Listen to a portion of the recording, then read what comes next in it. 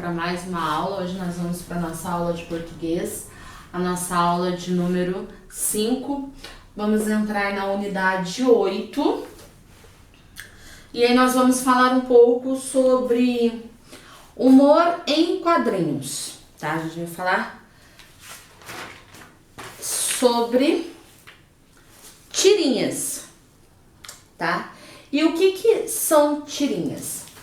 É um texto que narra em uma sequência de quadrinhos, assim como uma história em quadrinhos, porém mais curta, né? História em quadrinhos, a gente conhece as histórias da mais conhecida história da Mônica, né? De Maurício de Souza. Só que a tirinha são pequenas, são pequenos quadrinhos, são mais curtos do que a história.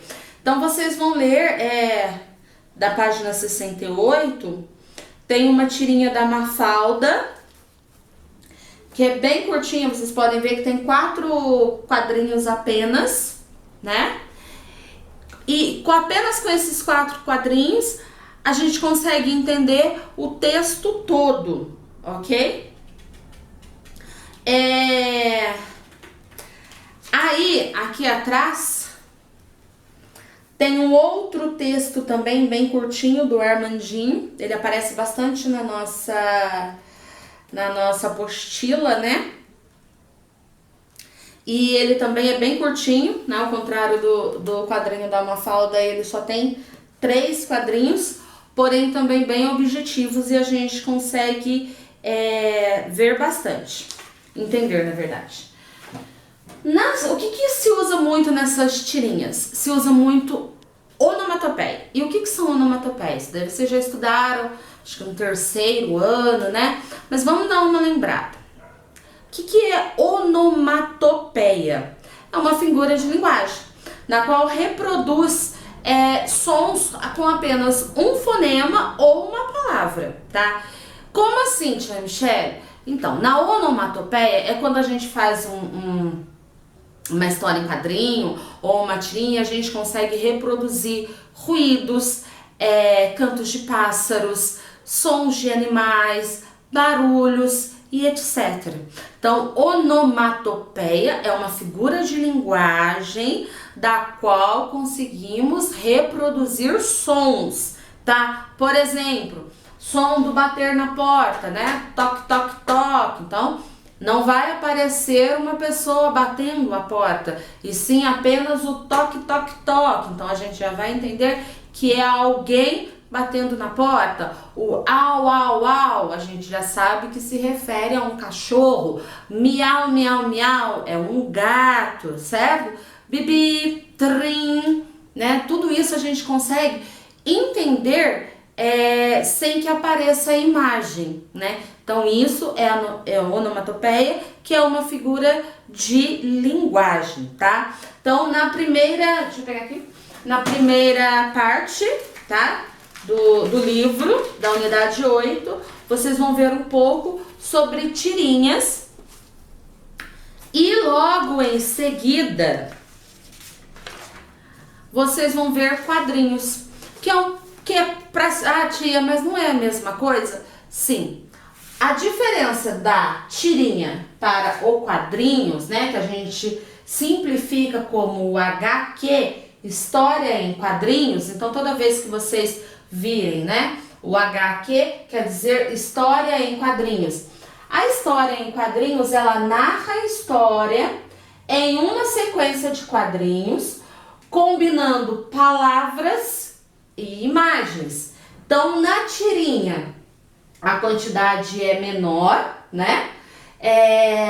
Já na história em quadrinhos, a quantidade é um pouco maior, a quantidade de quadrinhos. E aí vocês vão ver na página 71, tá? Que aqui, olha, ele já é bem mais longo, né? Perto da história da Mafalda e do Armandinho. Então aqui já tem, olha, 1, 2, 3, 4, 5, 6, 7, 8, 9, 10, 11 quadrinhos para formar a HQ, tá? HQ, história em quadrinhos, certo? E aí, qual a história em quadrinhos que a gente se ouve mais falar, né? Novamente, de Maurício de Souza, da Turma da Mônica, e aí tem algumas outras que vocês conheçam, né? Pensem aí.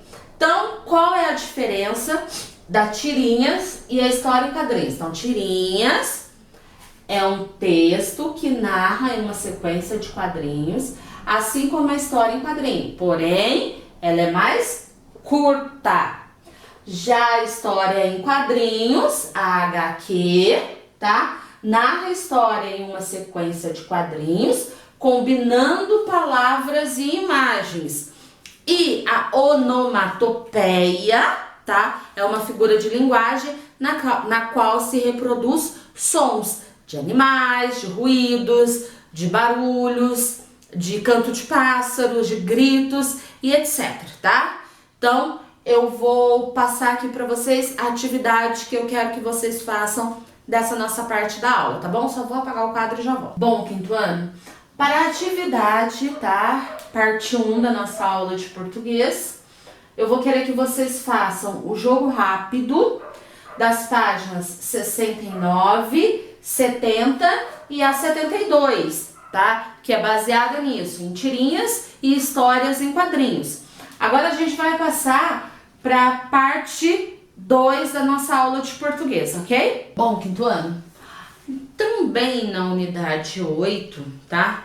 Nós iremos aprender, né, o uso do dicionário. No nosso momento de ortografia, a gente vai aprender o uso de dicionário. E para falar de uso de dicionário, nós temos que falar de uma coisa chamada verbete. E o que são verbetes? É um texto descritivo de caráter informativo destinado a explicar um conceito, certo? Então, isso é o conceito do verbete, que é um texto descritivo de caráter informativo destinado a explicar o conceito. Na sala de aula, né, eu sempre pedia para vocês, ficava cobrando de vocês o uso do dicionário, né? Por quê? Principalmente quando a gente vai, quando nós vamos fazer produção de texto, para não ficar repetindo palavra, aí a gente precisa ter contato de novas palavras, nós utilizamos, né, o dicionário. Então, e aonde a gente encontra o verbete? Nós encontramos o verbete em dicionários e enciclopédias, tá? E o que são enciclopédias, tia? São livros que nós usávamos bem, que era o nosso computador na época, né? Há um tempo atrás. Bom, acredito que todos vocês aí tenham um dicionário, tá? E aí, lembram que a tia ensinou a procurar palavras no dicionário?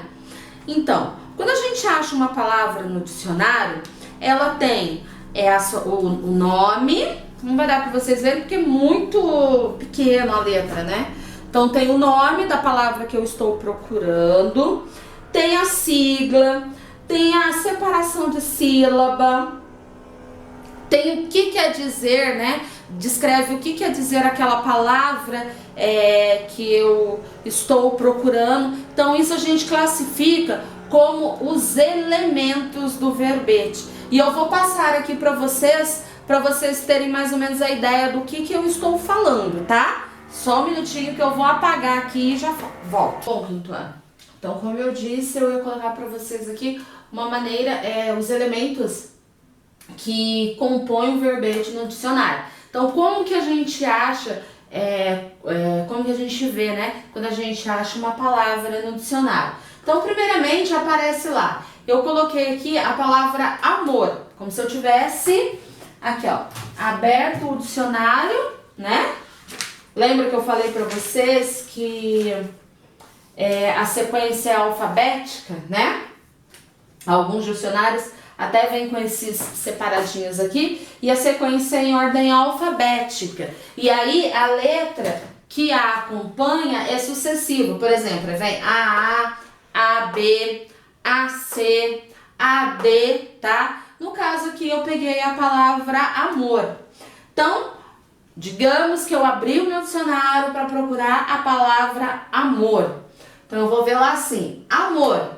Aí tem uma sigla, tá?